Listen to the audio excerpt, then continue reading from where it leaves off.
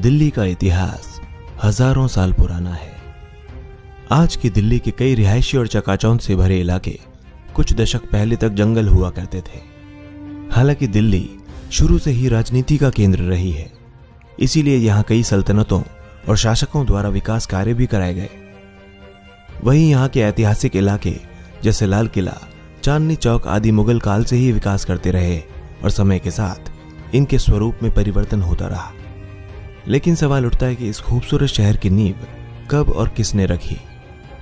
तो आइए इन्हीं सवालों के जवाब ढूंढने के लिए चलते हैं दिल्ली के ऐतिहासिक सफर पर। 3000 साल पुराना इतिहास। बहुत से लोग इस बारे में नहीं जानते कि दिल्ली की स्थापना कैसे हुई। इसे लेकर लोगों के मन में कई प्रकार की धारणाएं हैं।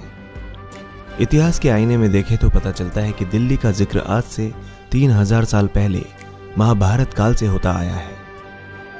हालांकि उस समय इसे खांडव प्रस्थ के नाम से जाना जाता था, जो कालांतर में इंद्रप्रस्थ के नाम से जाना गया। खांडव प्रस्थ इलाके में ही आज की दिल्ली की नींव पड़ी। महाभारत की समाप्ति के बाद यह इलाका काफी हद तक बर्बाद हो गया था। कहा जाता है कि 50 ईस्वी में महाभारत काल के इन अवशेषों पर मौर्य शासकों ने शासन किया।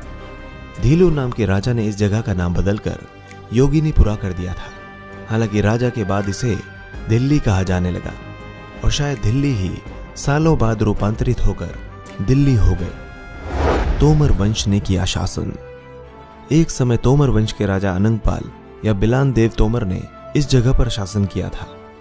माना जाता है कि 736 ईस्वी से 1180 ईस्वी तक तोमर वंश ने दिल्ली पर शासन किया। तोमर पांडवों के वंशज माने जाते हैं। हालांकि इस बात पर भी विवाद है। दिल्ली संग्रहालय में रखे गए दस्तावेजों से पता चलता है कि दिल्ली का इतिहास राजा अनंगपाल के क्षेत्र पर अधिकार करने से शुरू हुआ। उन्होंने गुड़गांव में अरावली पहाड़ियों पर सूरज कुंड के पास अपनी नई राजधानी बनाई, जिसे अनंगपुर नाम दिया गया। लेकिन राजा अनंगपाल ज्यादा दिनों तक वहां नहीं टिके और वापस दिल्ली आ गए। इन्होंने दिल्ली आने के बाद लाल कोट नामक एक शहर का निर्माण कराया। हालांकि इसके बाद तोमर ने अपने 10 पुत्रों को दिल्ली के आसपास के राज्यों पर राज करने के लिए भेज दिया था। वहीं दिल्ली के 18वें शासक राजा महिपाल तोमर को महिपालपुर बसाने का श्रेय जाता है।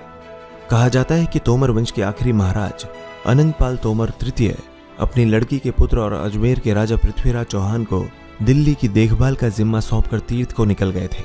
इस तरह से लालकोट को दिल्ली की पहली नगरी होने की ख्याति प्राप्त है। पुरातात्विक सर्वेक्षण भी इसी ओर इशारा करते हैं कि तोमर राजा द्वारा बसाया गया लालकोट शहर ही दिल्ली का पहला शहर था। वर्तमान मेहरौली के पास स्थित लालकोट शहर को अनंगपाल तोमर द्वितीय ने बसाया था। हालांकि उसके बाद पृथ्वीराज चौहान का इस पर नियंत्रण रहा।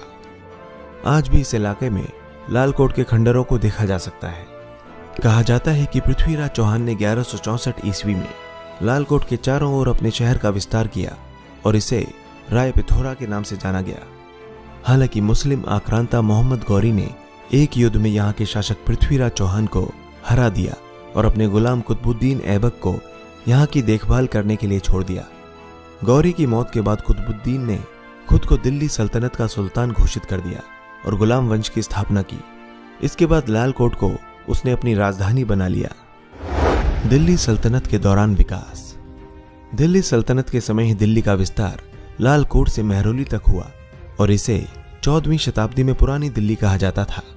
दिल्ली सल्तनत में 300 साल के शासन के दौरान विभिन्न शासकों द्वारा दिल्ली में 5 शहर बसाए गए। सबसे पहले कुतुबुद्दीन ऐबक द्वारा 1192 ईस्वी में सूफी संत शेख ख्वाजा कुतुबुद्दीन बख्तियार काकी की याद में आज की दिल्ली की धरोहर कही जाने वाली कुतुब मीनार का निर्माण शुरू कराया।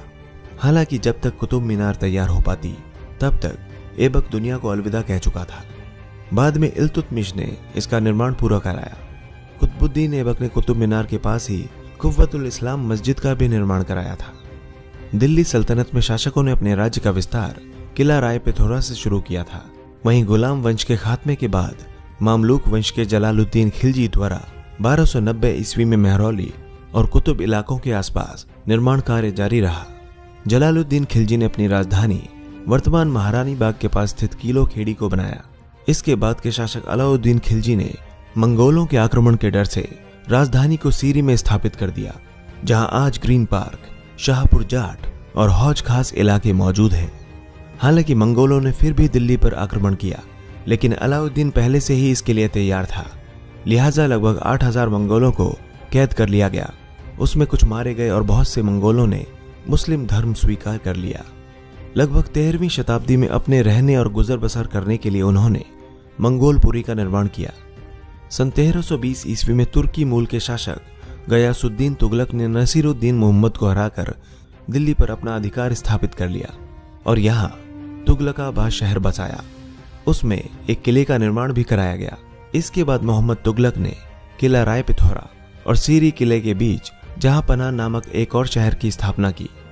इसके बाद तुगलक वंश के एक और शासक फिरोज शाह तुगलक ने दिल्ली में फिरोजाबाद या कोटला फिरोज शाह शहर बसाया, जहां वर्तमान में फिरोज शाह कोटला स्टेडियम है।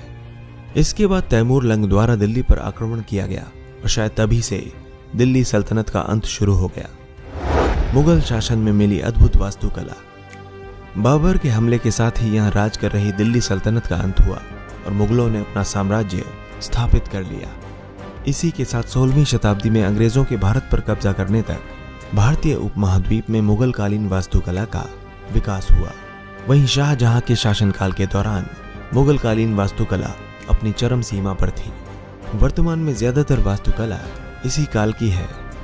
इसी में से एक नमूना है हुमायूं का मकबरा, जो हुमायूं की पहली पत्नी के द्वारा साल 1570 ईस्वी में बनवाया गया था। आज यह ऐतिहासिक स्मारक विश्व धरोहर स्थल सूची में शामिल है।